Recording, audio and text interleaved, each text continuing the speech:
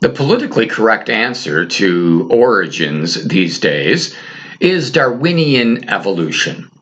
Allegedly, we have all descended from a common ancestor over billions and millions of years. That is orthodoxy in every public school in America these days. But is it true? Is it science? Is it plausible? Now, I know many of you are going to say, of course it is, because everyone says it's true. I don't know about you, but I prefer to use the critical faculties of my own mind rather than buying into what everybody else is saying. Truth isn't a vote, a popularity contest. It has to be based on evidence, fact, and sustain resonance with critical scrutiny. And let me remind you of something. Science has been wrong just about as often as it's been right over the years. It likes to maintain sort of that image of immutability, but science is anything but immutable. Think with me back to the 19th and 20th century and biological racism, which was rampant in the scientific community, throughout the academy. These thinkers, and they were not on the margins, they were in the mainstream. They were the intellectual elite, the leading voices. These are they who conducted experiments and proved racial superiority. They built a literal racial hierarchy, a ladder, if you will, of races. Oh, they had their quantification. They had their chalkboards, their numbers, their lines and diagrams, and all of this. But it was absolute rubbish. And today, we know it. But it certainly had its dark consequences. All you have to do is look at World War II. The apex of such racist thinking, the ugly climax, can be seen in Nazi Germany. They were wrong. Astoundingly wrong. There were some courageous voices, but the Academy never corrected itself. Only after World War II, and the disgust with which people began thinking towards racial hierarchies, where most people simply said, "We don't believe this anymore," then it went away, at least to some extent.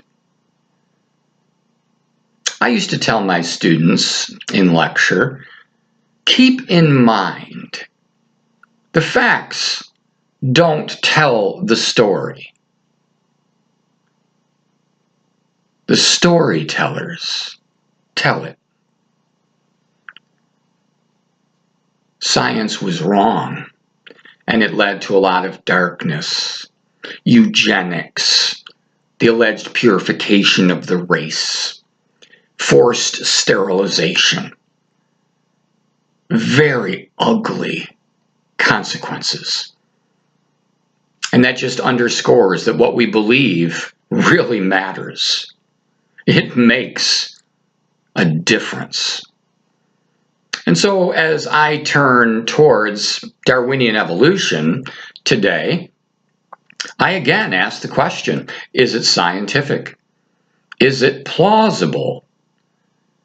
Well, let's consider the two key pillars of Darwin in the construction of his idea.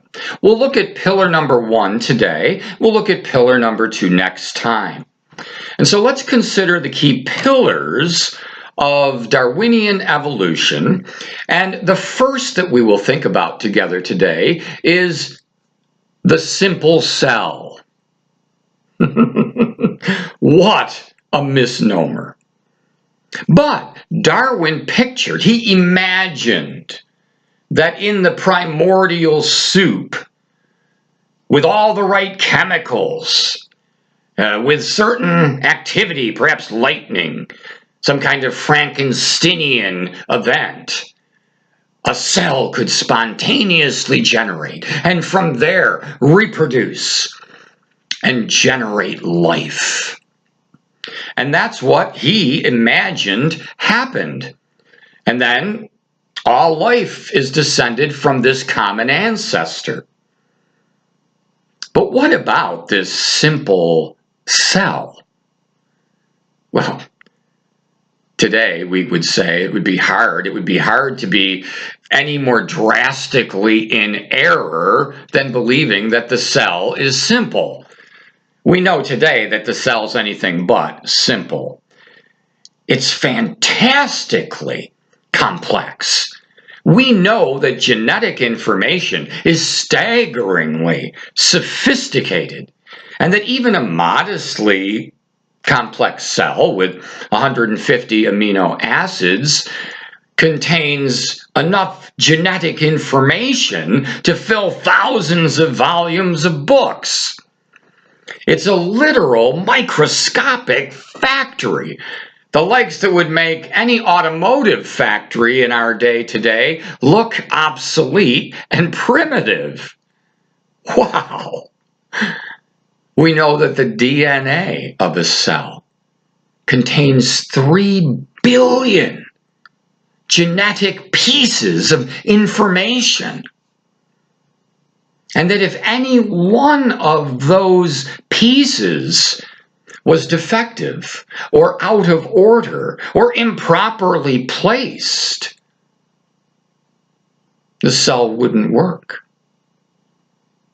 It would be discarded. It would die. The genetic information in DNA could fill a library of thousands of volumes. There is no simple cell. That is a fairy tale. We can excuse Darwin because they didn't know any better. But it's hard to excuse us today with the immense biological information at our disposal. Think about this. The human body contains about 100 trillion cells. Each one of them a microscopic wonder, filled with machinery, technology, information, complexity. Wow. So the simple cell is an absolute fantasy, and we know it. So that first pillar of Darwin's is on shaky ground. So what are the odds of forming a modestly complex cell by chance? Well, first of all, keep in mind, Darwin assumes the universe exists, the world exists, water exists, chemistry exists, the chemicals are all there. He's assuming an awful lot. I would suggest, where'd all that come from? We talked about on part 1, everything that begins to exist in the universe we know did had to have a cause. He has no idea of the causal agent that brought all of these favorable elements into being. He simply assumes that it's true. Well, let's go along with him. Let's assume everything's there. Let's assume all the right chemicals are in that primordial soup. So we give them all of that as a bonus. Still, what are the odds of forming a modestly complex cell by chance? A cell of about 150 or so amino acids. Well, there's been different calculations. But one I thought was well calculated and thought out says that it's about one chance out of 10 to the 164th power. One chance out of 10 to the 164th power.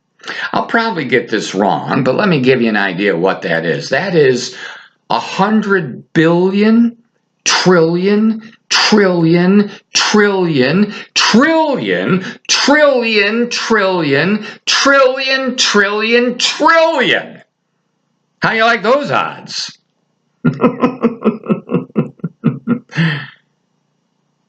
It's akin to saying, there's no chance. That didn't happen. And even if it did, you need other elements for life. It's impossible.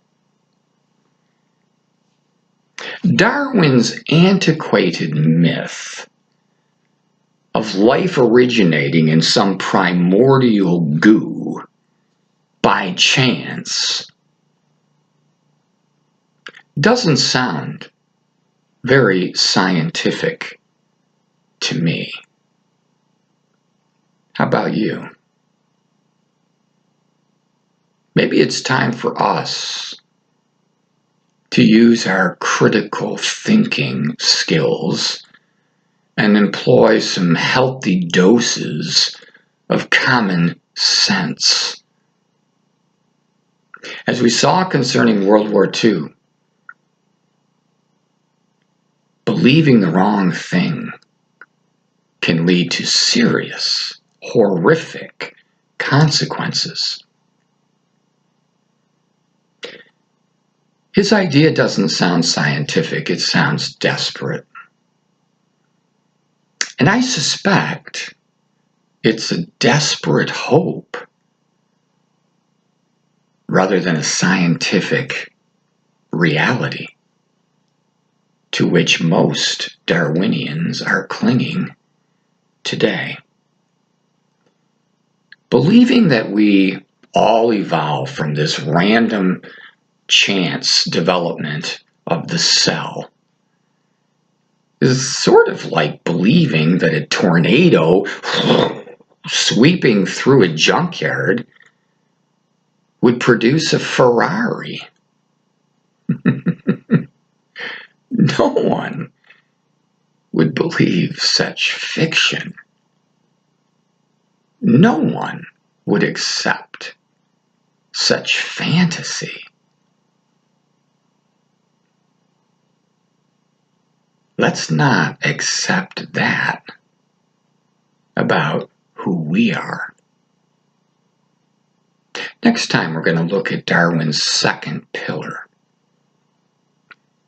It creates all kinds of other problems for his idea. I hope you'll join me then.